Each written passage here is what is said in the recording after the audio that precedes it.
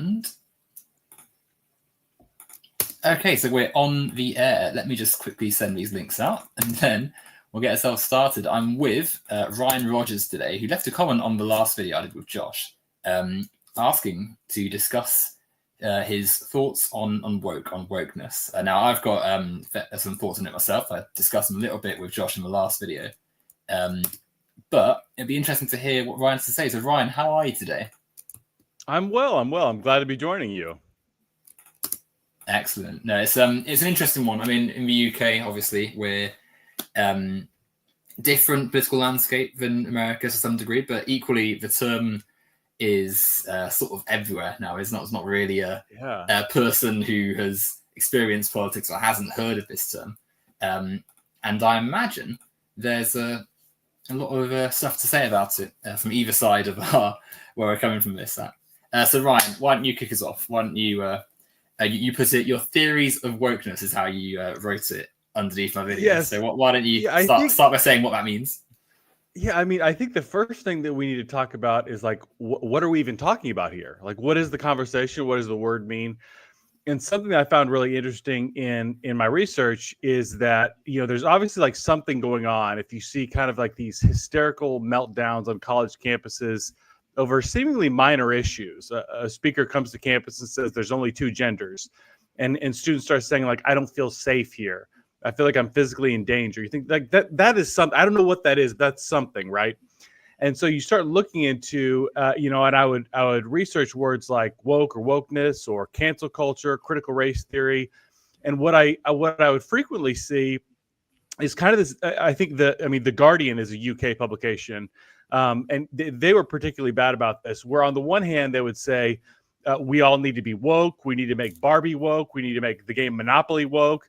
There was one op-ed, My Search for Mr. Woke, a woman who's looking for a woke boyfriend. Wokeness is a very good thing until conservatives or anyone who's against it starts talking about it. And then it becomes wokeness doesn't exist. This is some right-wing boogeyman that exists only in your head. It was the same thing with cancel culture. Cancel culture doesn't exist unless it does, in which case it's a good thing. Critical race theory was the same thing. Like, it only exists in graduate schools. It's not a real thing. It's just made up by right-wingers, but also we all need to support it. And so I think that's the one thing that I want to harp on at the beginning of the conversation is how difficult it is to even enter the conversation because of how tough the terrain is. Does that make sense?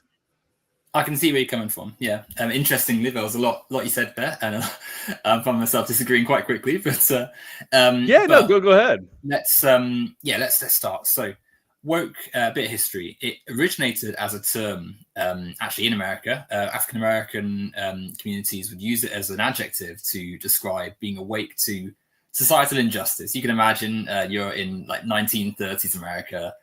Jim Crow laws are still in force. Segregation is still enforced by the law. And so as a way of combating the obvious oppression going on, the obvious injustice, the term, of being woke, to stop you from being too down on yourself for whatever hardship, you're able to point to wider society to some extent and say, well, there's actually quite a lot going on outside of my control that we need to be awake to. We need to work towards combating and descaling and such. And obviously, whilst things have got better since 1930s America, injustice doesn't disappear the second you sign a law or the second you educate someone on the lies of racism or whatever, right? So the term woke in that community has persisted since then, continued. And as you can imagine, as social media kicks off and as people become more connected with different areas in the country and on the globe as well, right? Because, obviously in America, it's not as though media didn't exist in the 1930s and 50s and such, but obviously now you're a few text messages away from someone on the other side of the planet, right? So with social media being more prevalent in the 21st century, the term reaches Twitter and reaches online spaces and then starts getting to other communities, and people of different identities that are marginalized start using it as well. So you mentioned non-binary people.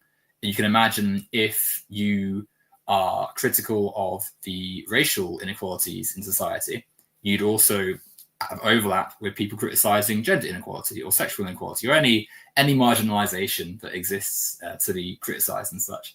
And with that, obviously, on spaces like at universities and college campuses and such, they're more likely to have a higher percentage of people with more critical views of societal norms, because there's, for one, more education, the chance to study the way society operates. People who have access to more reading material might come across stuff that's been critically discussed.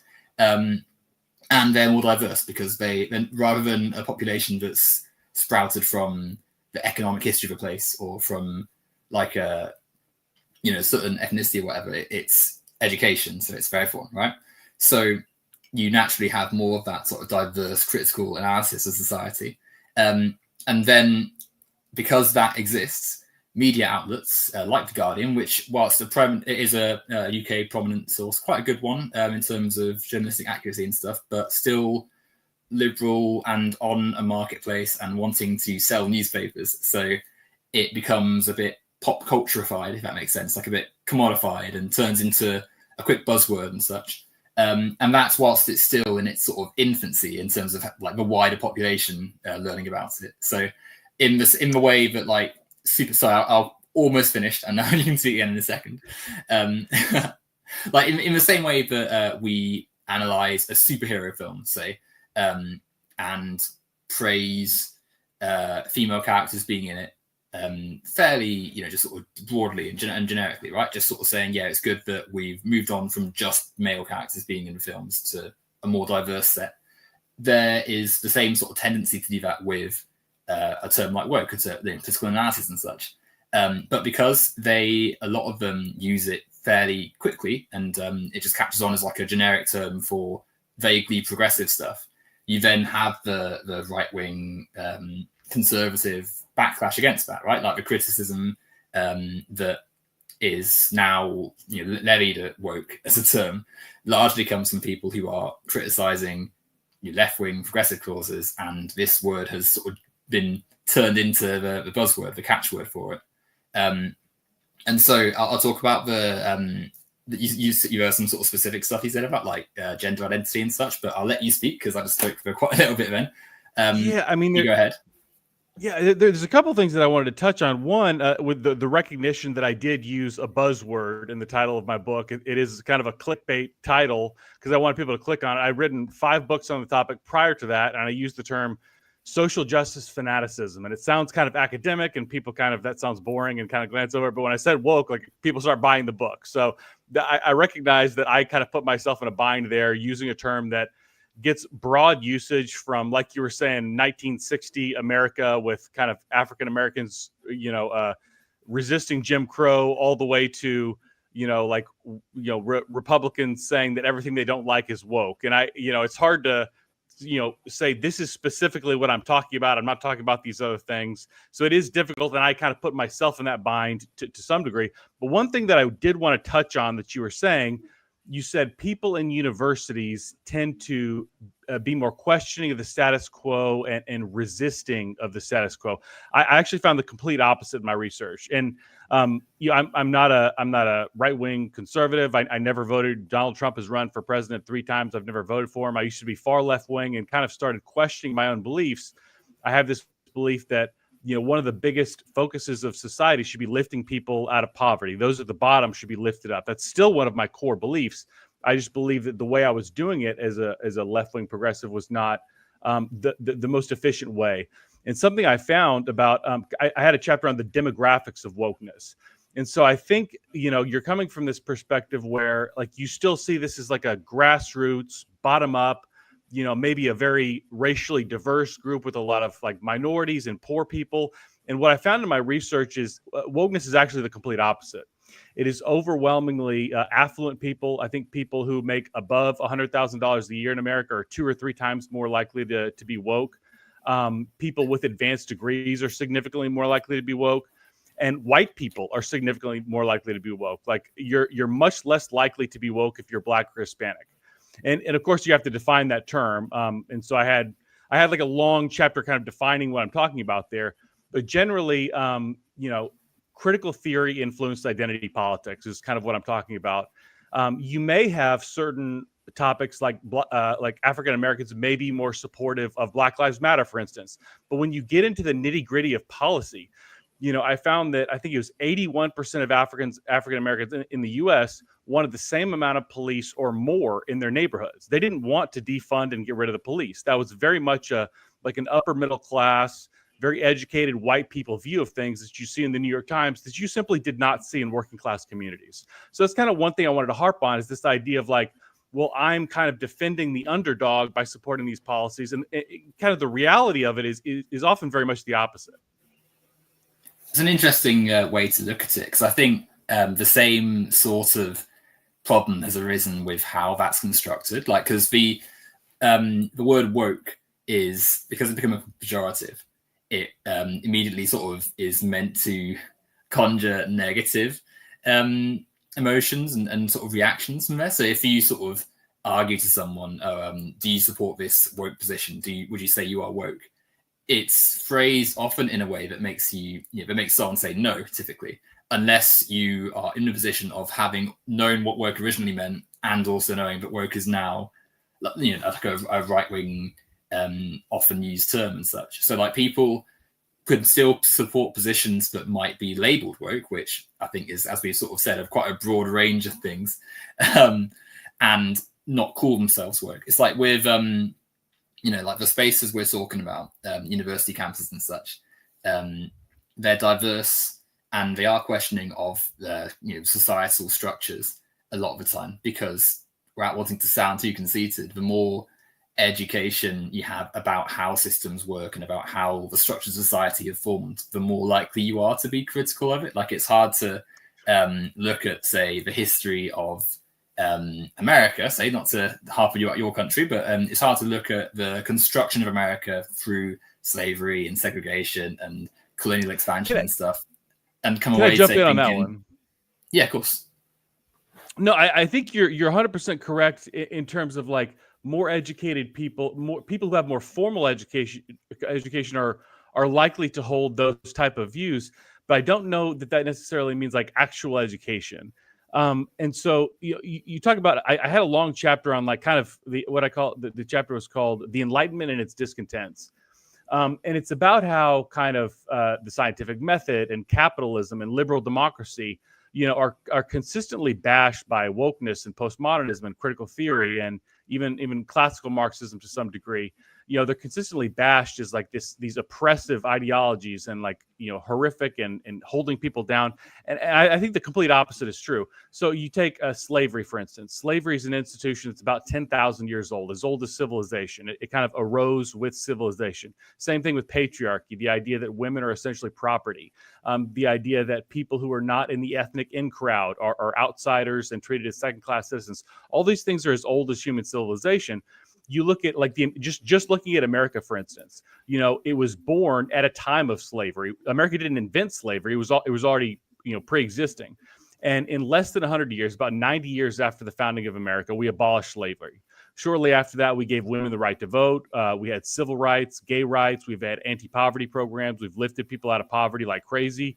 There's been technological innovation. There's been when you say we still have progress to go, I would agree with you, but you're ignoring these systems and processes like Enlightenment rationalism and liberal democracy that have created such a tremendous amount of progress. That seems to be really overlooking kind of the main story here. Does that make sense? But I see what you're saying, but firstly, all those things you listed came against existing things in place and cost lives, and people had to fight and die for those rights to be gained, right? It's not as though people just decided, let's end slavery, and everyone agreed and sort of it was all a smooth process. Thousands of people died before there's any recognition that actually racial but slavery ended in the West long before the rest of the world. But that's because the West were in a wealthier place to be able to end slavery. It also doesn't, even if that were true, even if it's it's not as though chattel slavery in America was ended peacefully and through the logical position. It wasn't, slavery wasn't some error, if that makes sense. It wasn't as though people hadn't worked it out yet. No, but it's not as though. But no, I don't think so, because the point of slavery wasn't that it was like a mistake that they made. Like the people doing it intentionally did it to make further profit, to make themselves wealthy. And the wealth that was generated from slavery, exploiting the labor of people deemed subhuman, was still left in the control and power of people who then went on to build much of the infrastructure of society and of the Western countries. And so to say, I think, of course, slavery didn't start with America. And it's not as though, I don't think anyone is saying that, yes, America is the only place that slavery happened. But connecting today's society, the system of liberal capitalism we have now, to the time of slavery, to the time of the founding of America and such, and colonial expansion, we can draw a straight line and say, yes, there's been a clear influence from this period to today. And I think that's why it's so important that things that get labeled wokeness and woke and stuff are actually worth listening to and worth analyzing, because there is that clear connection from the slavery of America and the racial discrimination and such, and any form of colonial expansion. It's not, I think people sometimes fixate in America. Britain had its part in it as well. Like, I'm not going to sit here and wave the Union flag around saying, yes, we're okay. But there's a clear societal issue that is still influencing stuff today. And that's why it's criticized. Can I feel like I feel like you might be lumping in like different things that might not go together. Like anything that's against racism is like in the same category, but I don't think that's necessarily true. So for example, like Martin Luther King Jr., I'm sure you're familiar with him from my country. I would consider him on my team, right? As a liberal, right? Right. I don't think he was a radical. Like he was a socialist. Like he was a socialist. No. He came out. He was definitely a socialist. No, he actually was like very against like the Soviet model. Like he I think he was very much in like a third way kind of like middle of the road approach. Like he was definitely not like the socialism of his day. He definitely used some of that language. He might have criticized the Soviet. He might have criticized the Soviet Union, because there's plenty of things to criticize that country for. But firstly, I would hardly say the Soviet Union is what a socialist would say. Yes, this is what we want. And secondly, if you look at how he interpreted and viewed society, along with people like Malcolm X and such, and Rosa Parks, there's a clear support for radical change to what America was seeing, an end to worker exploitation, democratic control of resources, belief in human rights as enshrined in the functioning of society. That's clearly a left-wing position, and one that is radical both then and today, I would say. I would say he was definitely a radical for his day, but he was very much. Let's contrast Martin Luther King Jr. with Malcolm X for a second. MLK was very much step-by-step change, which is a very liberal idea. He was very much for working within the system. He was working with the Johnson administration. You compare that to Malcolm X. Malcolm X was constantly talking trash about Martin Luther King Jr., basically calling him a sellout, saying he's working with the white man. That's the radical perspective of, we're not going to tolerate any change unless it's complete overhaul the system. Whereas, one of the things I harp on in my book is like pragmatic liberals who are willing to work for step-by-step change within the system are the ones who get things done. Like Malcolm X gave a lot of very passionate speeches, but at the end of the day, he didn't get anything done. Martin Luther King Jr. did get stuff done. He got a lot accomplished. I wouldn't say Malcolm X did nothing, but Martin Luther King is still, like, the fact that they are different positions on how to achieve equality and such doesn't make King any less critical of the fact that America was complicit in systemic racist policies, and that racism was tied to the capitalist structures that had built it. The difference with King and X is more in the fact that Malcolm X was critical of King and critical of people who wanted to work within liberal politics and such, and within the system, doesn't make Martin Luther King any less critical of that system. It's just that King had different ideas on how to achieve that. And I do think that it's not as though Malcolm X was spending his entire time saying, Martin Luther King is a failure, he's not the way to go. Both met and agreed on many positions. They disagreed on how to get there. And Malcolm X also was less, saying he's less radical is not quite how I'd phrase it, but his more extreme views on some elements of how justice should be achieved relented a little bit towards the end of his life. Going back a second, I think that there's an interesting point as well about how society and people in society fighting for change interact. Because whilst Martin Luther King and before that, the suffragettes and slavery abolitionists and stuff, like, of course, they're going to have to work within society somewhat because they live in society. And it's not as though you can write all you like about things changing, but if the US government has in law various segregationist policies and literally slavery, not long, before Martin Luther King, of course, there's going to be a power system that is going to stop you. So some people you have to engage in the real terms of society.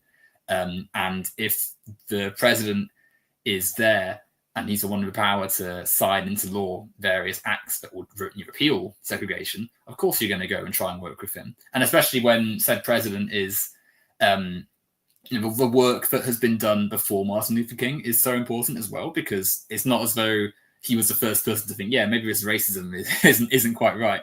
There's a whole history before him. So to get to the point where the president and the Democrat Party are willing to sit down with Martin Luther King and whatever, say Democrat Party, whatever, it was less it's less polarized as it is now. But if the fact that you get to a point where white politicians are willing to sit with people that were still considered radical. I mean, let's not forget, Martin Luther King was seen just as radical and dangerous by many mainstream racist papers and stuff then as we consider. So I wouldn't say I consider, but he was seen as radical then because it is radical to speak out against injustice when injustice is built into the system that a country runs on, right?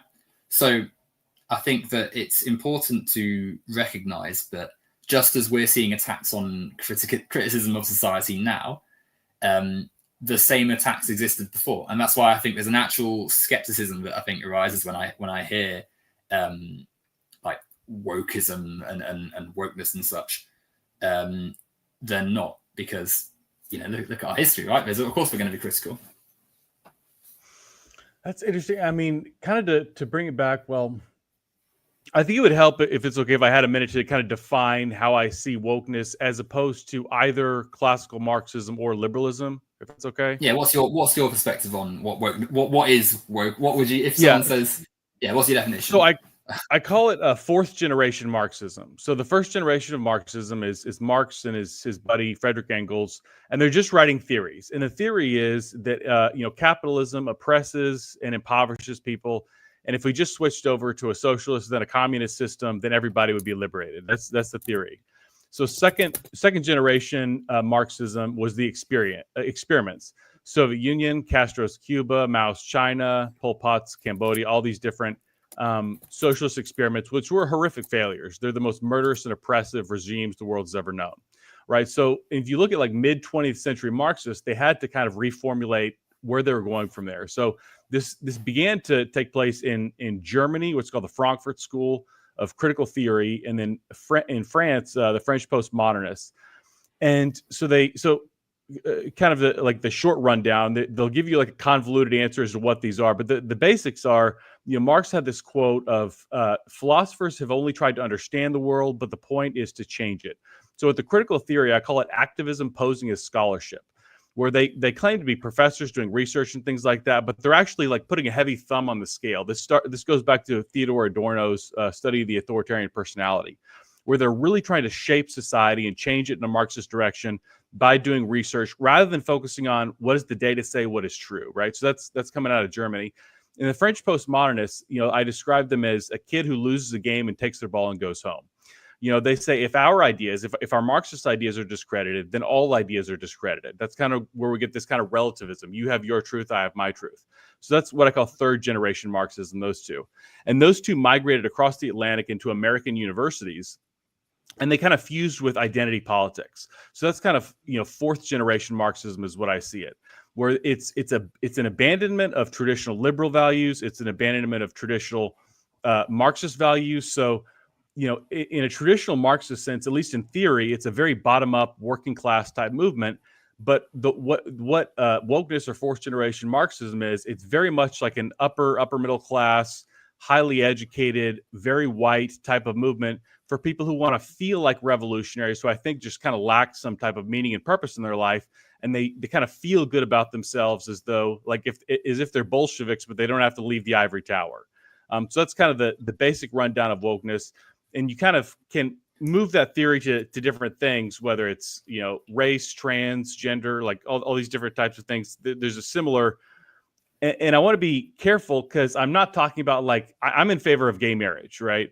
I don't think that's a woke issue. I think it's a traditionally liberal issue. But I think if you were to say anyone who doesn't believe in gay marriage is a Nazi, I think that's when you cross over the line into wokeness. Does that make sense? I can see where the arguments are coming from. What I'm hearing is that, in my mind, what's becoming clear is that it's almost like aimed at a certain group of academics, almost, or of people who write about politics. Yeah, like you're right. You're talking less about like people, like the sort of wider population, and more like a sort of theorist, a sort of argumentation. Which I think I've got issues with that as well. But for me, the central point for me, or the more prescient point, I think, is found within the structure. Now, I could talk now about sort of why I disagree with some of the analysis of Marxism and of the various scholars you said a second ago, or even of some of the stuff that was just sort of brought up. But I think what is central, or what was more important rather, is that we live in 2025 right now, and whilst it obviously is important to analyze all these things, and whilst it's important to think critically about where people have brought their opinions together, we live in a world with people who use the term you've used, but use it as a cover to attack the various groups that have been listed a second ago. So when you say you support gay marriage because you view it as a liberal position, you think it's, the freedom for all, freedom for one is freedom for all, etc. If straight people can marry, then gay people should as well. I would agree. I think that I support gay marriage as well, right? But we should be critical of loads of things that go into it. So, I mean, for one, the fact that no one's, like, if I said I support straight marriage, like it wouldn't quite make sense, right? Because it's sort of a given. Like, of course, a man and a woman get married, because the society that we've lived in has been patriarchal and has therefore assumed certain expectations of men and women, and so it's a tradition, an institution. The church weds men and women to procreate and continue civilization or whatever. The fact that this is not some inherent truth of humanity, but a product of a society, is what an academic might write about if they're being scrutinous, if they're being critical of society's history of enforcing gender expectations and maintaining heteronormativity. And so the fact that the academic has written it, and they might be of more privilege, be it wealthier, be it maybe not in working class communities, be it maybe even someone who's white and straight writing about broader stuff, that firstly doesn't change the fact that the same opinion is held by someone who isn't in the academic setting. Like the fact that people who are in academia are often privileged themselves doesn't, like, I don't think that has any relevance to it. I mean, if anything, that sort of more says society still has a long way to go to democratize higher education, right? Like, because it's not as though in poorer neighborhoods or whatever, or in more marginalized areas, or marginalized people aren't thinking the same things. It's just that one group has an easier, the forces of society that both exist physically and through the way society has structured itself, make it easier or more probable that certain people will end up in positions of wealth, which is why, for instance, you look at, like, the UK, our top universities and top positions in government and such overwhelmingly are from people who are privately educated, because if you can afford to go to a school that you pay for, you probably come from a wealthier background and therefore have access to more resources, making it easier to go through various steps of education and end up higher. It's not like, I mean, I feel like when you hear people saying that, they think, oh, you're saying that they just strike off anyone who's black off the list. But of course not. But it's just the way that society is, right? Like if you've got more resources, of course, if you can afford extra tutelage and piano lessons and the best equipment, and your family has the time to be able to have a parent maybe at home more to teach reading at a younger age and all the sort of stuff that makes it easier to learn, of course you're more likely to go further in education. And of course you can work harder, and of course you can do things, but statistically it's like if I have 2 dice and you have 1, like, of course I'm going to have a higher chance of moving up the board more. Like, and I think that with the criticisms of answer to that. No, you can answer that one actually. I'll what I might do actually is very quickly, if you want to say something just for a second, I'm going to grab a notebook just so I don't lose my train of thought very quickly. Yeah. Back in one moment. You want me to keep talking while you're gone?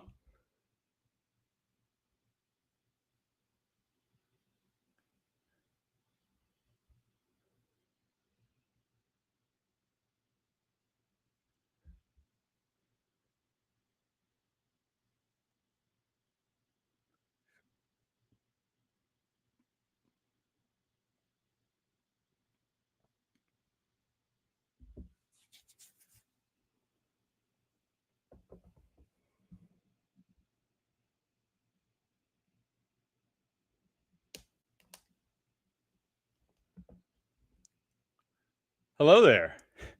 Hello. So, sorry. You're good. So I the one thing I wanted to touch on that I feel like is kind of like a consistent point of disagreement of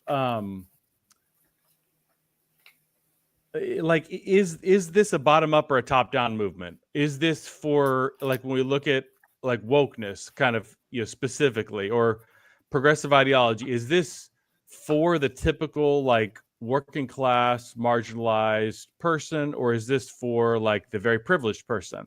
And the consistent thing I want to make is, like, I think all the evidence shows this is overwhelmingly for very privileged people. So you talk about like heteronormativity, the type of person who criticizes heteronormativity, the person who even uses the word heteronormativity is overwhelmingly likely to be highly well educated. And I don't think it seemed like off in your head at all that like highly educated, affluent people think this way, working class and poor people think this way. And it almost felt like you were saying, like, we who are kind of better need to inform these lesser people how they're supposed to think. That seems like very elitist to me. And I think here in America, I think, it's kind of bizarre to me growing up. When I was growing up, Republicans were the party of big business. And at least in theory, Democrats were the party of the working class. And today you've seen this massive shift of people of all races, especially Black and Hispanic people, a lot of working class people moving towards the Republican Party because they felt that elitism in the Democratic Party of people kind of smugly looking down their noses. This is how you lesser people are supposed to think. You need to think like us. I don't think you can just kind of declare that that's the correct position. Like, I think I laid out a lot of arguments that it's not the correct position. I think whether on gender or gender identity issues or race issues, I don't think the woke position or the fourth generation Marxist position is the correct position. And it's certainly not the working class position, if that makes sense. Well, I wouldn't say there is a woke position as such, really. I mean, I think it's a term that's been assigned to various groups, but I wouldn't say it's something. I disagree.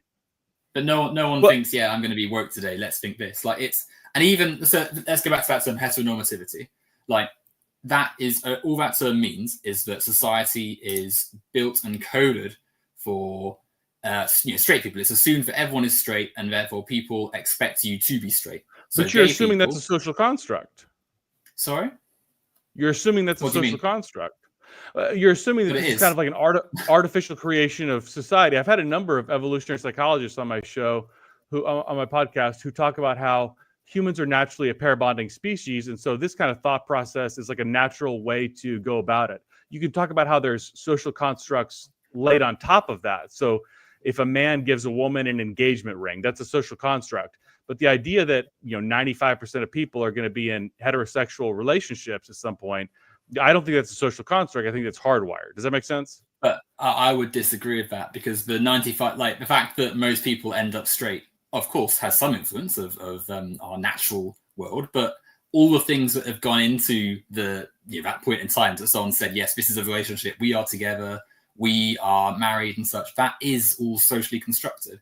And it's not just that, is it? Because you could still have we could still have a society where most people are straight, but some people are gay, and no one bats an eyelid. Someone has intentionally, or people have intentionally over the years said, no, this is wrong, you cannot be gay, man and woman, no one else. And so when you enforce that by institutions, of course, most people are going to be straight, because for years it was punished, often with death. And so to then say of society, the term heteronormativity is just expressing what people know intuitively, really, which is that most people and society caters more for the expectation that you are going to be a straight person looking for a straight relationship, not for people who don't fit into that, which is an increasing number, by the way, because as it turns out, humanity is more complicated than just I would disagree intensely with the idea that people are hardwired to be a certain way. Like even if it's 95 to 5%, like what's 5% of 8 billion? That's what? 40 million people. Yeah, right? that makes sense. I would say that the 95% number is like pretty close to accurate because we have a lot of data on that. But I would say, gosh, this is kind of tough because I think your word that you use is heteronormativity, which is like a big buzzword in like the progressive space right now. Like it's just a social construct. It's not a buzzword though, is it? Like it's no more than say capitalism or America are buzzwords, like because they're just things that are spoken about. Like it's not. It has a meaning. Like normativity, what is expected or normal, hetero, sort of a heterosexual, i.e. But where I would disagree, I don't think it's a social construct. I think there's a social construct built on top of it. But the core idea that you assume most people are heterosexual, that's not a social construct because most people are heterosexual, and they have been for all of human history and all of the history of mammals, because that's how people reproduce. No, but it's not the idea that most people are heterosexual. It's that people are conditioned in a way to expect that to be the case for everyone to be fitting into that norm, and for there to be no outliers. Hence the upset people have when they see, some people have when they see LGBTQ people, existing in society, that are minding their own business, right, and are still seen as something to attack and to criticize. And I would also disagree with the idea that it's we know that most people are straight is still something which is influenced by our society, and that's not saying that you don't think that most people are naturally heterosexual. I wouldn't say that. It's complicated, isn't it? What about animals? What's animals? natural? What about animals? Most animals are naturally heterosexual.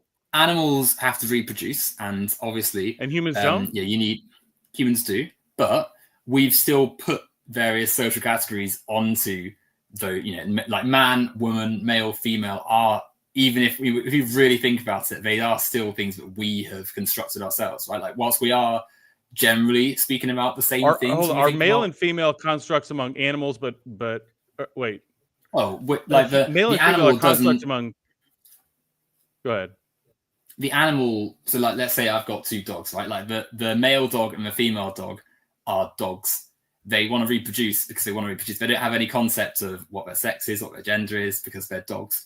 The human scientist has looked at the dogs and seen that overwhelmingly most dogs with penises and male anatomy, and most dogs with vaginas and female anatomy, they are going together, right? So they have said these are male dogs and these are female dogs, but that's still going to have outliers. It's still going to have exceptions, and so therefore, not among mammals. There are no exceptions among mammals. All mammals are sex binary. Yeah, all bimodal. No, they're not bimodal. They're sex binary. I wrote about this extensively in a chapter in my book. They're bimodal because they're not. They're not bimodal. They're not bimodal. They're sex binary. A binary is like a light switch or like a computer, right? Like where it's either all ones or all zeros. The light's either on or off. Animals and creatures don't fit as neatly as we would like to not correct. believe. It is. That's not correct. Like it's because if you think about it, like when we have these categories, like the human scientist is making a a study, a bit of a research. They're studying, and they're then, from their data, putting things into groups. And they're right most of the time. The average male will have XY chromosomes and will have a hormone count, which is higher, hormone count, testosterone higher than that of their female counterpart, and will have, generally speaking, a taller, broader stature and stuff. But these are generalizations, and they're going to be outliers because they're not fixed categories. They're not like height it's and not like muscles in, are not what determines sex, though. they're Gametes are what markers, determines aren't they? sex. Gametes So- are what determines sex, and those are sex binary. They're not as straightforward as that, though. And on top of that, They are, though. I mean, that's just like a simple So- fact of biology. the fact that when we walk down the street, we don't think about gametes, we think about what we visually see, informs how we perceive. You're these trying to things, confuse the which- argument, though. I wouldn't say I'm trying to confuse the argument. It's just a case, isn't it? Right? Like it's not as straightforward as just a rigid binary, and it's also not particularly relevant to the heteronormative, sort of what we were saying a second ago, right? Because ultimately, society isn't just about what we have inside us. It's not like driven by some natural impulse, which itself is a constructed. Can I give an example? Example of Can I give what? an Sorry. example? So if I'm a biological male and I choose to put on a dress and dress in drag, that's an aesthetic choice. And if you choose to make a judgment on me, that's a moral choice. But the fact that I'm male is biological, and that doesn't change depending on what your opinion is or my opinion is. Does that make sense?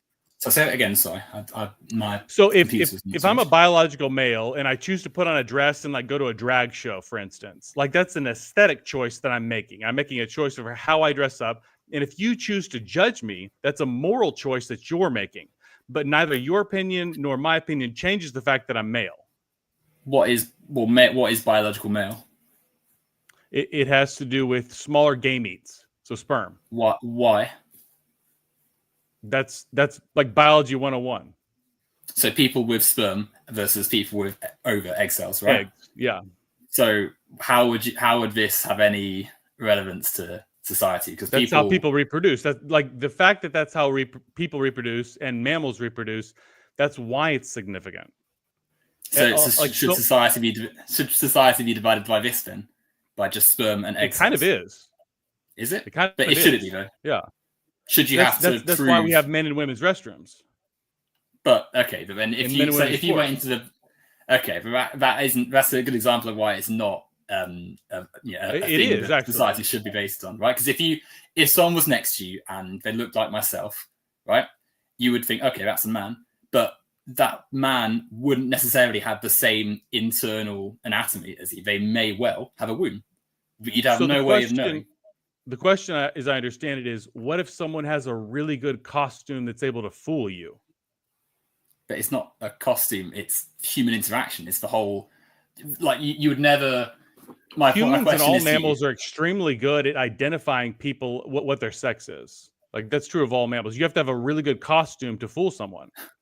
I wouldn't say that's necessarily true. That's also built on the same social expectations and norms, and that isn't a point of my question. Like, if someone who looked like, or even someone who looks like yourself, right? Someone who looked like yourself, you walk past them in the toilet, you'd have no way they're going into the cubicle. You have no way of knowing what's going on in that cubicle. You just think, okay, they're in a man's room, they're a man, because it's a socially constructed thing. It's not something like, can you imagine if someone said, oh, could you just prove, please, to me that you're a man? Like, you would ignore them. You'd think, what, you're a bit strange, aren't you? And walk past. Like, because it's a social thing. It's not a... But it's a social thing because people are so really good, and this is true of all mammals, they're really good at identifying the sex of another person. Well, we're good at identifying patterns because we're animals, we're at core. But the patterns, what do those patterns represent? Things we've socially learned. It's like how you can recognize quite quickly faces and such. Not faces. Sorry, you can recognize like things you're used to in society. So like we know what words are because we've been trained to read, right? The words aren't inherently like a fact of the universe. Like it says the woke mind behind you, not because that's true from day one, but because we've both learned English and we know what letters are. And as we have spent time studying those letters, we can now just see a word and we don't even have to say it. In our head, we've already realized what it says. The same thing happens with gender, because we are socialized to, around the gender binary. We're socialized to know what boys and girls are. And we then recognize it as a pattern for the rest of our lives. And that isn't to say that it's going to be, it's not, no one's saying, oh, this is now a useless skill and, throw it all away. But we're being asked to be critical of it and and not critical in the sense of studying what it means to an intense level, not in the sense of like, oh, criticism equals bad. Like, we've got to say, okay, this has been influenced massively by patriarchal norms, by people who actively, try to destroy anyone who didn't fit heterosexual life. And so that does need criticism. And a word like heteronormativity, to circle back around, is going to be applied. And to go right back to the start of the conversation, thinking about people who are non-binary, say, the person who says there are only two genders, like, firstly, gender is an expression, so it wouldn't even it doesn't really fit with what they're saying anyway. But so that's your definition of gender. So that would be also a social construct, right? So everything's socially constructed. Gender isn't. It's not something you can touch. It's not something that exists outside of like humanity, right? But because we are humans, because we live in a social world, of course it exists, because it's something which is malleable to our terms, right? Gender is going to look different ways in different parts of the planet, and it's because we're a globalized world now. It's hard to imagine because everyone, lots of people across the planet can turn on their phone and say, "Hi, I'm a guy from South Africa," or "Hi, I'm a woman from India," or whatever. But there's still different expressions of gender, even within and outside of sort of expectations of binary, and it's still stuff that is going to look different ways. And so to say, yeah, there's only two, that's it, that's not like a scientific truth or anything. That's just like people of Western patriarchal conservative leanings and positions and such saying, yeah, this is what we are asserting as fact. Wait, so this idea of humans as like two genders and like gender roles, that's a Western thing that you think? To be enforced to how we see it now, yes, absolutely. That doesn't exist in other cultures? What, sorry? Like that to me, like where I'm coming from is like the West is actually an outlier in a different direction. The West is actually an outlier, and they were trying to pretend like gender roles don't matter and that the sex binary doesn't matter. We're an outlier in that direction, because this idea of sex as a binary and traditional gender roles, that's existed pretty much almost every society throughout the world, throughout all of human history. And you're trying to make it look as though like in the West we're like this like ultra conservative, like repressive type. Does that make sense? Well, I wouldn't agree with that last part. I mean, we've analyzed others, like through our lens, we have said other societies also had gender roles, but we're assigning our gender roles to how they've expressed it, right? Because it's not as though every single culture has expressed things exactly the same way.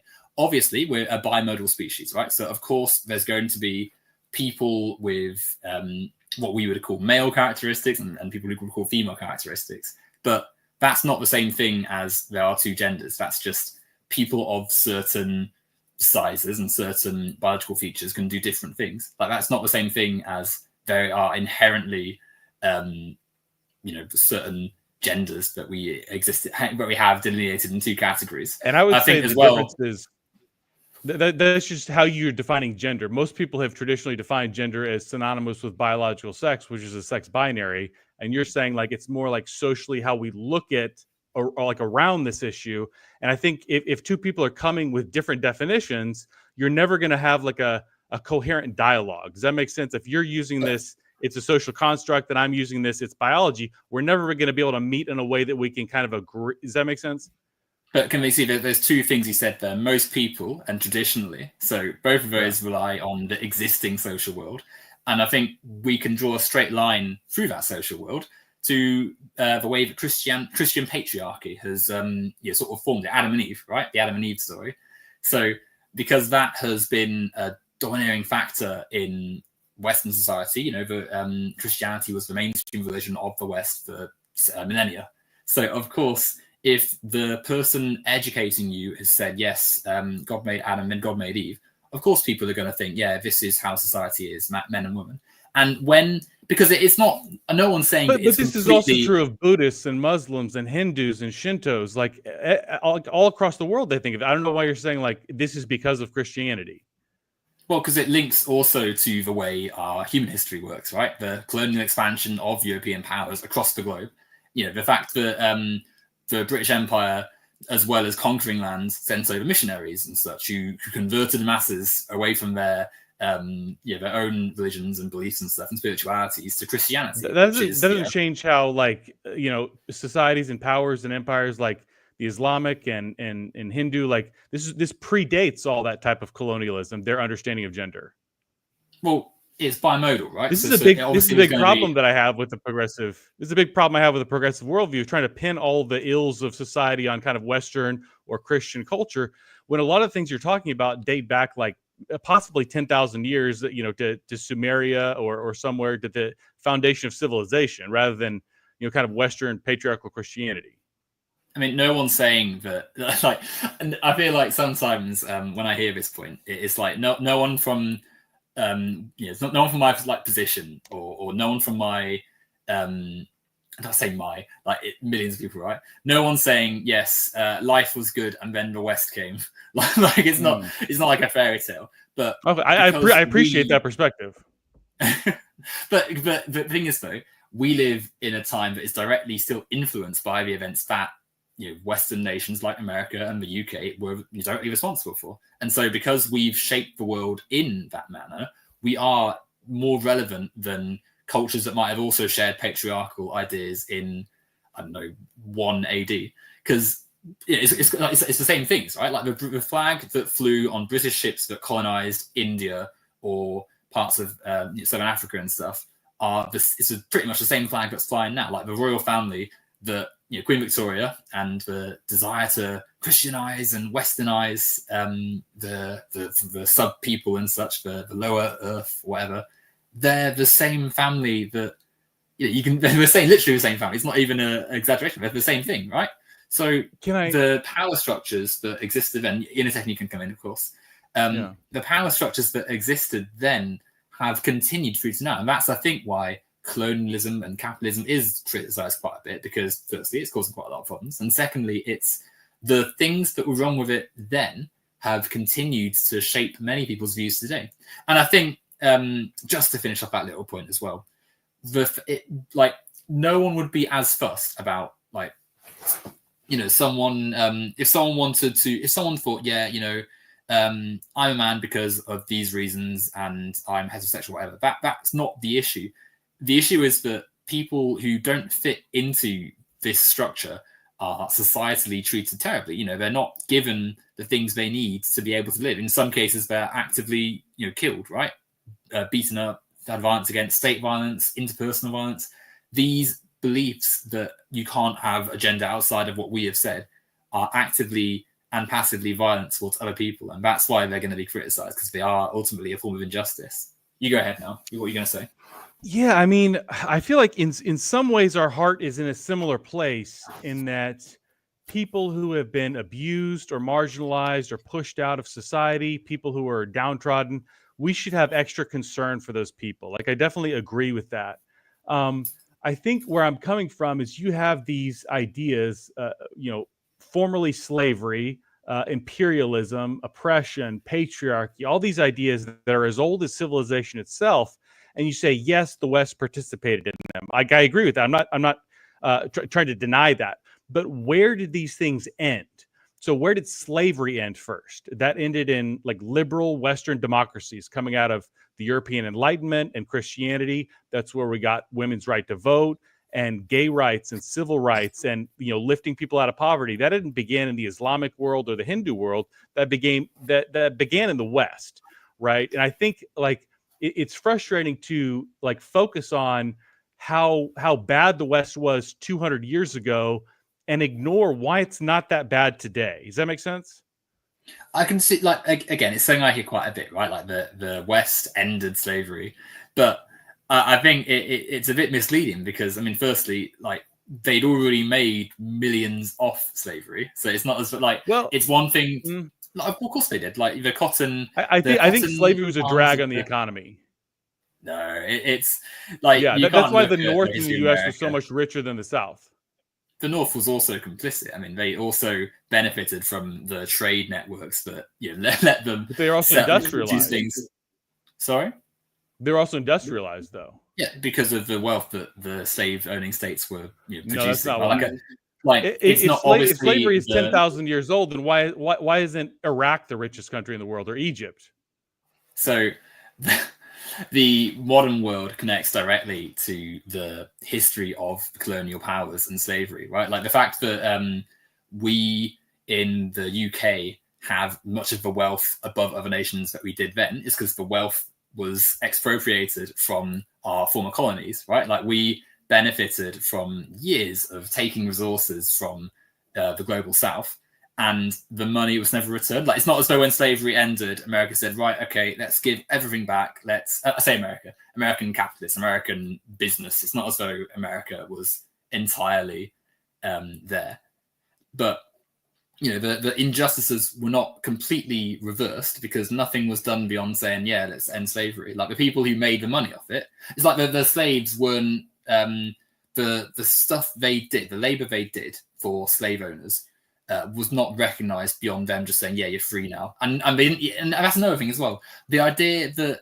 slavery is that they ended slave, the idea that the West ended slavery, like, it was people within the West, be it abolitionists or the slaves themselves, and for any injustice, right? The suffragettes, for the women, LGBTQ activists, disabled rights activists. That idea, that idea that ended slavery, that gave women the right to vote, that came from liberal Enlightenment principles, though. That came from the West. It didn't come from some indigenous society. It didn't come from Islam. It didn't come from Hinduism. It came from the liberal European Enlightenment.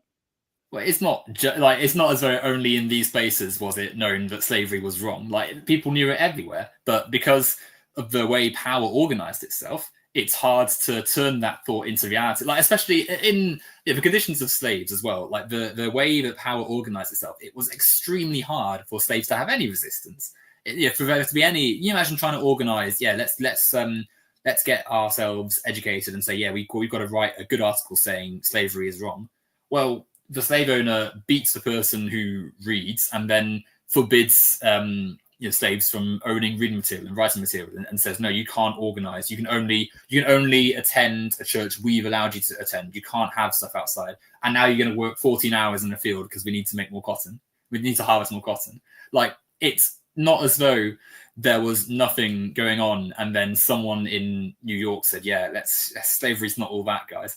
Like, of course it's known that these things aren't okay. It's just that you need to, society has existing power structures. And of course, people with proximity to more resources, like we're seeing in Western nations in the 19th century, are going to be better placed to A, write down their ideas, B, have it disseminated, and then C, have the political tools to realize it.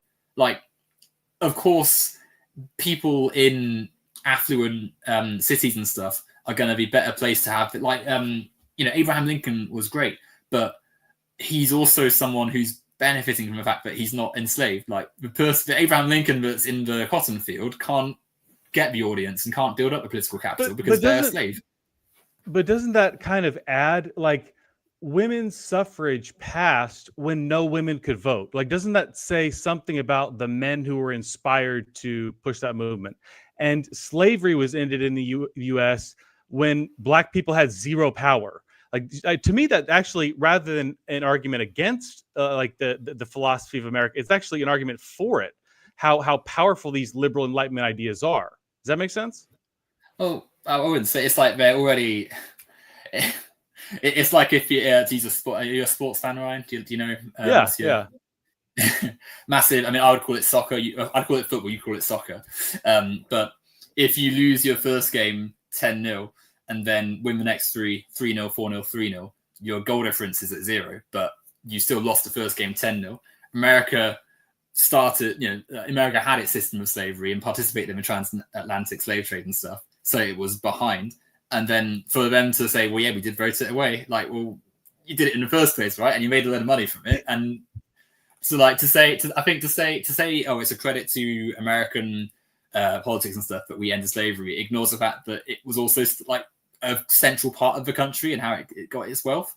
And I think as well, left out in a lot of this is that actually, that it was radical to say these things. It was a huge, like, people argue that, slavery was inherent to this, like, it was a man's right to own their slaves. And they, people would say, I mean, I read a book, what's Half Has Never Been Told, fantastic book about slavery, but they included like some of the thoughts of pro-slavery people at the time. And so one of the things that they were worried about, if slavery ends, this is a stepping stone to ending segregation, equal franchise, ending like various structures of racism that have maintained the ease of which wealthy capitalists were able to make a killing off slavery. And they're obviously horrible, but they were right, because of course, if you start thinking, yeah, maybe let's not have slavery anymore, of course that then leads to people questioning other unjust systems of power and other unjust structures around.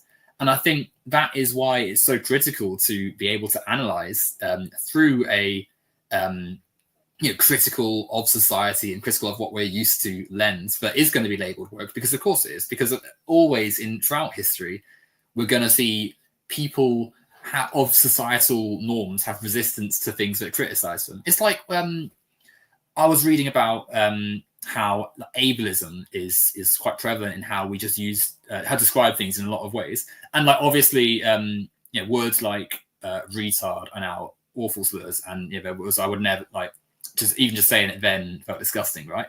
But a long time ago it was a medical term. You would use it in a medical context and not bat an eyelid, because our medical history is also infused with the same ideas that are built on fairly problematic and harmful things. And even someone was saying to me the other day that words like stupid and dumb, like, they're so prevalent, like you probably don't even bat an eyelid saying them, but they also sort of are linked to the same medicalization of people through lenses of, oh, well, you are unable to do this activity, therefore you are lesser, you are of this position. Like, and it sounds a bit much saying that, but at the same time, actually, if we're really critical and think about it, yeah, there's a lot of stuff in just how we think about ability and cognition, which is linked to those same medicalized histories. And that's a bit of a sidetrack, but I think the theme is still there, that it can be sometimes tricky to think critically about what we're used to, but it's still an important activity because we can improve society by being that critical and by analyzing it to a degree. So I think it's a good jump. I think we've probably got everything we can out of the slavery issue. I think we did a good job fleshing that one out. But on the ableism thing that comes from disability studies, I wrote at least a little bit about disability studies and kind of the concept of ableism in my book. And some of this is what you're talking about. I think it's Steven Pinker, the Harvard cognitive psychologist, who calls it the euphemism treadmill. And, you have certain terms, like, I think this kind of gets back to one of our fundamental disagreements is something ingrained or is it a social construct, right? And so I think one of the things that separates us from animals is our intelligence, our very big brains, right? And people who can solve problems better than other people are going to be more respected. People who are not as good at solving problems are going to be looked down on. And I think maybe people are going to naturally view them as some type of a drag on society. We have to divert resources over to you when you're not kind of carrying your weight. And so, at one point it was retarded. You mentioned stupid and dumb and things like that. I don't think that we should, have slurs to talk down to people. But I think the problem you run into is in any society throughout any time in history, people are going to value intelligence and they're going to look down at those of lesser intelligence. And, I don't think you can just kind of move the word that we're talking about to another word, because then, I've heard people say developmentally disabled is a slur. That's a very like medicalized term, but people just learned that's what I'm supposed to say now, so that's what I'm going to use as a slur. It's kind of like when it comes to this policing of language, it's this never-ending cycle of trying to police the new word that becomes something bad. Does that make sense? I see what you're saying. I mean, we'll come on to language. We'll come on to language policing in a second, and language and such. But I think there's interesting things there. Which people decide what is intelligent, I think, is a really interesting point. It's like we said that if you can solve problems, then you're going to be seen as intelligent, and if you can't do that, then it's going to be frowned upon, right? Like, and we imagine like you go back to like 10,000 BC, and the first humans that are starting to build civilization are building houses and starting to learn, oh, if I do these things with crops, then I can actually help feed my family instead of having to go and gather things and then you find some more to get. And I'm imagining someone who's just like, yeah, I'm not doing that, and we're just like sitting around, tossing rocks at a wall and stuff. Like, of course, like we're sort of that comes into mind a little bit when we think about intelligence. But there was a really interesting point in the chat which I can bring up quickly. Raptor says, "Dumb used to mean you weren't able to speak."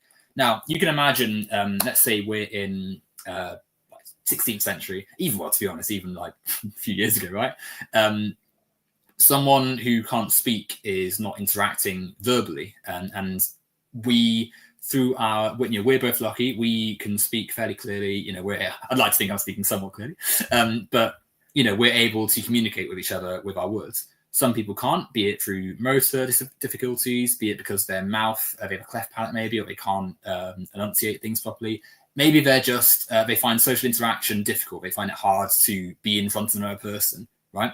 They're still capable of thinking critically and problem solving and being able to perform tasks. Today, we have computers everywhere, right? Like, it's a bit of a stereotype, but like loads of people who are on the autism spectrum are very proficient with computers because it's quite a mathematical system. You've got really great ways of being able to use tech and stuff, and they make it much easier for them to be able to contribute and such. But they were just as able to contribute in 1600. It's just that because the computer had not been invented yet, and because we hadn't taken the time to think critically about how someone engages with the world, that person is called a mute and taken off to the asylum. And it's like, oh, this is my son, the disgrace of a family, lock him away and such, right? And so similarly, intelligence isn't something which is fixed. It's not something which is like I am 100 out of 100 intelligent and that person is 95. It's something which is socially understood. Like, someone might be outstanding at putting numbers together, like an amazing mathematician, great at arithmetic, but they write out a report and the spelling's just well off. Someone else might be fantastic at spelling and really great at working out how to write the most beautiful prose you've ever heard, but put them on a football field and they don't have a clue about tactics. Someone might be the most fantastic, let's go to American football, great quarterback, just a real powerhouse. Thank you. Right? They might be amazing at that, but you put them in the science lab and they've blown it up because they don't know what chemicals do when they're put together, right? There's no one intelligence. And we recognize that more now because we're able to understand that people have different skills, and society is better when we allow people to branch off into different pathways where they're suited and what's good for them. But because ableism is still a thing that exists, some forms of being able to work out your place in society are deemed of less importance. It's like it's not given the same weight and such, and so they get called unintelligent. They said, well, you can't, you're dumb, you're stupid, you're not able to participate, we're going to treat you as lesser. And so whilst it's not always as direct as just like actively saying you are stupid, the same sentiment is found in a lot of things we would take for granted, be it as small as using words like, oh, that was a bit stupid of me, that was a bit dumb of me, or actively saying someone has lower IQ, so they shouldn't be able to do certain things, as unfortunately many people with disabilities are sort of left with when they're unable to access the same things everyone else just sort of takes for granted. And I think that's why, whilst of course like people can sit and say, oh yeah, it's woke, it's this, it's that, it is important to think about think critically about how disabilities operate and how people have come from a time when people who were deemed disabled were literally locked away to now where we're just starting to see some critical thought about how society's organized itself.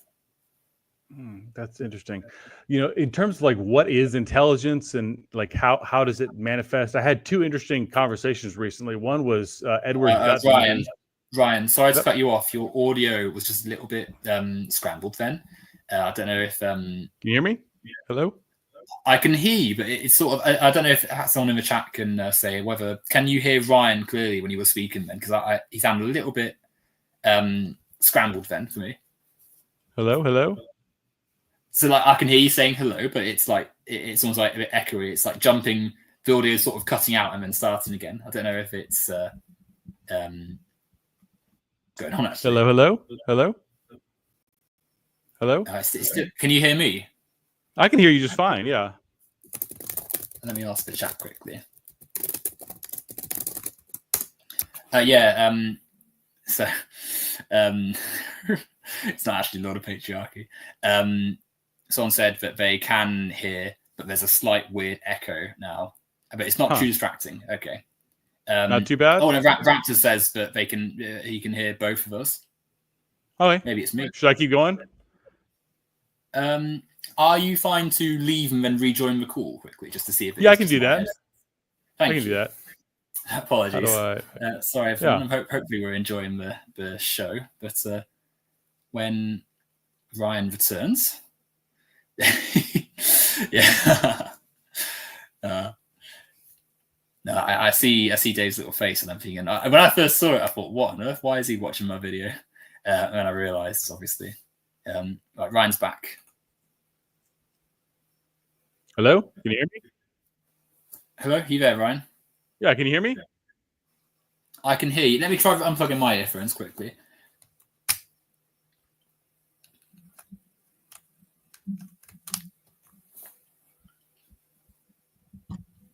Right, try saying something now quickly. Hello? Right, that sounds great. Brilliant. I can hear you now. Okay, perfect. Nice. There was a number of it. I thought the ableism and the intelligence thing is an interesting direction to go. I was thinking I have like maybe 15 minutes left before I need to hop on another call. I was wondering if we could talk about kind of language policing, free speech, and cancel culture. Kind of talk about that a little bit. Cancel culture, free speech is kind of, I've heard a number of people on the left for a number of years who would say, I support free speech except for not hate speech. And then hate speech is defined as kind of anything I disagree with. And then I've also heard free speech is a Trojan horse for like fascism and things like that. And that just kind of the whole argument seems bizarre. I've also heard a lot of people say that cancel culture doesn't exist, but if it does exist, it's a good thing. Like that kind of, it's hard to, again, like back at the beginning, it's hard to even begin like a conversation in this direction. A couple people that I wanted to highlight in terms of who I documented in my book who've been canceled. One is Natalie Wynn. I'm not sure if you're familiar with the YouTube channel ContraPoints. Yeah, ContraPoints. Yeah, very famous transgender YouTuber. Came out with made some video where she had like a 10-second voiceover from Buck Angel, who is a different transgender personality, but apparently he's not liked very well in the transgender community, right? And so because she used that 10-second voiceover from him, there was like this horrific, just incredibly hateful backlash against her. Again, she's transgender, far left-wing, you know what I mean? And this tiny little sin against social justice was enough to just draw just incredible amounts of hatred. It was really disgusting. Like, I was watching it while this happened.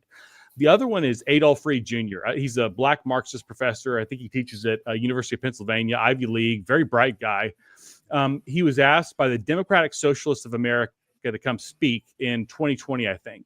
And they wanted him to speak on race. And he said, I would love to come speak to your organization. But he said, I think the number one thing holding back the black community is economics. I mean, he's a traditional Marxist. They like to talk about economics a lot. He said, I would like my talk to center on economics. They thought that was so offensive that instead of talking about kind of something vague about white supremacy or something, he wanted to talk about like poverty in the black community. They thought that was so offensive, they canceled his talk. So the Democratic Socialists of America, the largest socialist organization in the U.S., in New York City, canceled the talk of a black Marxist professor because he was insufficiently progressive on the race issue. And I documented dozens and dozens and dozens of these type of cases. You know, there's this idea, well, it's just powerful white men who are finally being held accountable. That's the narrative around cancel culture. The reality is very different. There was one guy who was a Hispanic cable installer. No, I think he was a Hispanic electrician. And some white woman, you know, took a picture of him making the OK sign, and she said, "This is secretly white supremacy," and he got fired. Like, a white woman got a Hispanic electrician fired because she kind of made up that he was being racist somehow. Like, this is the more typical thing that I found in cancel culture, where it's generally people of higher status, you know, destroying the lives of people of lower status. So I don't know if you have anything on that. I mean, unfortunately, the latter part. So I heard all of it quite clearly about ContraPoints. You brought, I didn't. It must be something on my end, and I would drop out of the call myself if that would actually end the stream altogether. So apologies if I don't quite get onto the stuff. You might have to reiterate some of the stuff that you said at the end. But as regards to the first bit, so I think when we think about language policing, what gets called language policing is often more being, again, critical of how we use language. Now, because a lot of our terminology and language comes from quite extreme places of discrimination and such, as we went over a second ago, as we are sort of, you know, accustomed to, right? Like, of course, a society with forms of discrimination is going to have ways of expressing things which aren't necessarily the nicest. But when it happens, like, in sort of modern day terms, when we've got like words changing quite quickly, a lot of that is just like people, we're a species of 8 billion, right? There's a lot of us. And so what some people find quite harmful, others may find less so. And it's going to disability is an interesting one, because there's people who would be fine calling themselves disabled or saying, yeah, I've got this or whatever. Some people don't like certain ways of expressing it. I think if we were in a healthier place as a society, we'd be able to negotiate different people's sensitivities and expectations like better, because it's easier like when we're all cooperating. But we live in a time that sees active bigotry and hatred as like policy, as an approach. And so mixed in with people genuinely saying, yeah, I want to think about this a bit differently, I'm okay with it. You've got bad faith, awfulness that their only intention is to shut down conversation or, you know, sort of get at disabled people in a way, which is similar to what we're thinking with when we hear the phrase cancel culture. We I mean, you imagine someone, I don't know, like tweeting something out and then like, oh, bank account's frozen, kicked out of your house, you gotta go live in some prison somewhere. Like, I think it's intentionally been like exaggerated somewhat, because you know, it's ultimately criticism for your own actions. Like, if you there's a reason, like, let's say you have like tweeted out something offensive and you've been criticized for it. Like, the criticism happened because you said something, like, so you said something that someone had a problem with, right? Like, let's say maybe you used a term like that wasn't okay. The criticism. Did you hear my examples? I actually didn't hear the last two. I want to tell you. I want to tell you my example, so that you know, like, where I'm coming from. One was Natalie Wynn of ContraPoints, who used a 10-second voiceover of another transgender personality, Buck Angel. That's what drew all the outrage. The other one was Adolph Reed Jr., who's a black Marxist professor, who said he wanted to talk to the Democratic Socialists of America about economics instead of specifically white supremacy. And that's what drew his cancellation.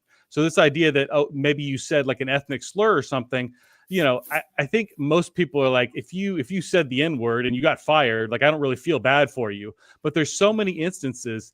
There's one, a NASCAR driver, Connor Daly. It came out that his father had used an ethnic slur before he was even born, and he was losing sponsorships. There's all these kinds of, you know, I think that, you know, we would probably agree that some degree of like cancellation, if somebody does something like truly like socially heinous or something, that person should probably like lose their job. I'm working as a therapist in a rehab. I wouldn't want, if I was doing like these like really horrifically offensive things, I think a lot of clients wouldn't want to work with me, understandably. But I think there's a lot of things where it's like, gosh, that doesn't make sense. You know what I mean? From what I'm being told from this kind of progressive narrative around cancel culture, a lot of this stuff is just not making sense. Does that resonate? Let me try and answer, because it must be at my end, but it sounds like I'll try and record it for you, but it sounds like a robot is speaking, so it must be something with my internet or something. So I apologize if I answer in a strange way. But so from memory, now I will stress the ContraPoints one. I'm not trans, for one, and for two, I'm not like, I've watched her videos in the past, but I wouldn't say I'm like a ardent follower of what went on. So like, I can't speak like completely openly, but from what I recall, the person that had been selected for this clip had said and done some fairly transphobic, I mean, I don't know they're trans themselves, but they'd said some fairly not very pleasant things about elements of transgender experience, which was what was being criticized. I think what is often the case with, especially like I was sort of hinting at a minute ago, right? Like the dramatic sensationalist element of these cases where someone's being criticized, and rather than sort of accept the criticism and say, yeah, I see what you're coming from, they tweet out some like, I've been cancelled, the woke mob's after me, whatever. Like, and rather than sort of try and learn from the instance, or acknowledge even there's been some. But hold on, can I jump in? You said they need to learn from it, and I specifically took examples that are just so absurd that like it's obviously like they're not in fault, right? And your first what was the NASCAR one? What was the NASCAR one? So, Connor Daly. Yeah, Connor Daly. It came out that his father had used a racial slur before he was even born. And so I specifically chose examples where it's like, clearly these people were not at fault, but your first response was like, they need to take accountability. They need to take responsibility for their actions. Like, I don't know what they're supposed to take responsibility for. I mean, okay, well, if what you're saying is true, and he was being criticized for what his dad did, like, obviously it's not great that we're going after him. It is entirely what happened. I mean, it is worth sort of thinking that, I think family's always tricky, because what was his dad like in NASCAR as well? Like, was it someone who? I don't think he was even American. Well, okay, I can't comment on. If what you said is true, then yeah, it's a bit of a shame that like a family member did something and he was getting flack for it and stuff, but. I wouldn't say that's representative of the majority of times that the term is used. Excuse me, sorry. I think like if criticism is important, and the majority of the times we see the term used isn't when it's like it's also like it's not as though like, so I'm losing my train of thought. We in society want things to be better, discrimination free, all of that and such. And so ideally we would look at someone's actions and scrutinize them and sort of say, yeah, this isn't okay, what you've said, can we think about it differently? But because we exist so heavily in sort of a social media landscape, right, where we're stuck, like we're not having a proper chance to analyze it, we're just sort of tweeting something out, right? So rather than the criticism's actual words being interpreted, this word you've said or this thing you've said has been unpleasant, or you've used a slur, whatever, it's framed a lot of the time as, oh, I am personally attacking you because I hate your guts and want to see you ended. And the person that's being criticized often, whilst they could have just, acknowledged what was being said and responded to such a way, ends up turning into this like media circus a lot of the time, where it's, oh yes, I'm being cancelled, I'm being attacked and such. And yes, of course, you've pointed to examples that you feel are less warranting of any script, like the person's father. That sounds a bit silly, but we're seeing it for like what was it? like when comedians like say shocking jokes with like blatant, where the punchline's just so offensive, and then they kick up a massive fuss because they've been cancelled. When it's like, well, yeah, you got criticised because you told a joke that was like, you know, just the same as any other bigotry. Like, or I wanna point out something is like, you know, there's dozens and dozens and dozens of these ridiculous examples where, I mean, you might start out with something like people should take a stronger stand against racism, and then like that snowballs out of control to the point where there's these like really thoughtful Black intellectuals who are being canceled for not saying the right thing on race. You know, it starts to get so ridiculous. And your response is, well, they need to learn something, as though like you just assume that you don't even know like some of these, you know, situations, and you should assume that you're right and they're the ones who need to learn. This kind of comes back to what I was saying earlier. Like, we enlightened, educated people need to tell the masses how they're supposed to think and act. You know what I mean? Like, but then you could have, like, let's say that it was just a disagreement, right? Like, if you had a disagreement, you could engage with like on the some disagreement, but it's the idea that there's a culture of being cancelled. Like, when what you're describing is just criticism. It's just you have said something and been criticised for it. Like, whether or not the criticism is bad faith or not is separate to the idea that there is a cancel culture and that things have gone too far. I did want to address that real quick. And that is something I found. It is much harder to cancel conservatives than progressives. Like, the person who progressives most want to cancel is Donald Trump, and he's president right now. Like, they can't cancel him because conservatives don't really care what they think. Who is easy to cancel is like kind of your smaller or up and coming progressives are easy to cancel. Those are the people who get canceled most of the time, right? So they're picking on people and destroying the lives of people who oftentimes have honest, good faith pursuits of making the world a better place, but they just say something slightly off or do something that's not quite, you know, along with the norms. Yeah, I mean, I think as well. Oh, is that? Oh, good. That's what's about. Okay, sorry, I was on at the door. Okay, so let's say we're the I don't know, like a progressive voice or whatever, like a YouTuber, like some a person. Let's take your example there. Okay, you are someone who is you're trying to be a progressive voice, and you've said something which has some problematic elements to it, and someone has said, yeah, let's think about what you've said there. Like, you aren't being cancelled. Someone has cancelled. Yeah. No, but if you lose your job, though, this happened to like thousands of people. But okay, but what have people lost their job for though? Like, a lot of it's not as though the way you described it a second ago, it's like a YouTuber. It's not that their job has been lost.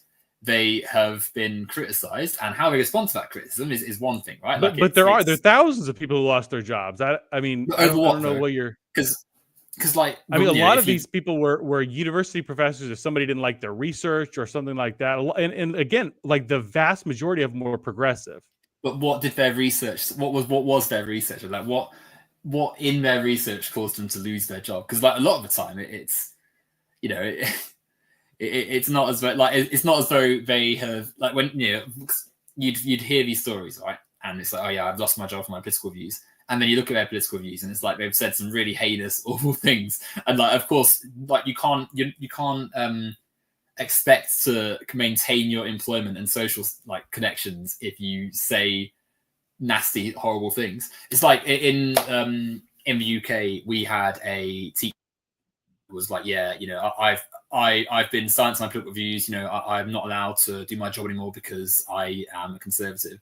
And then it turns out this guy has like harassed a student and misgendered them repeatedly, like intentionally in front of everyone, and made a big show of doing stuff, and like posted about this student on social media, which is like a big violation of safeguarding stuff. And it's like, when we look at this case with more scrutiny, like, of course there's a reason this guy's been criticized and lost their job, because they're awful. And I think, whilst it isn't to say that there's not sometimes of course, online, especially in our polarized times with like open fascism and all this horrible stuff happening, of course, people are more tentative, maybe. But firstly, there's a good reason for it a lot of the time. And secondly, like the actual core of what has happened or what someone said was worth criticizing. And like for as much as we can think about how we respond, like there was a genuine reason as to why someone has been, singled out and someone said something to it. So, I mean, we could probably, I got to hop off in a minute, but we could probably spend an hour on this question alone. But I think what differentiates cancel culture compared to something else, like a lot of people would say, well, it's just like Harvey Weinstein. You know who that is? He like sexually harassed a lot of women and exploited them. Yeah. I said, well, it's just people like, but the thing is, like almost everyone across the board, conservative, liberal, like everyone thinks that he should have gone to prison. Like no one thinks that was okay.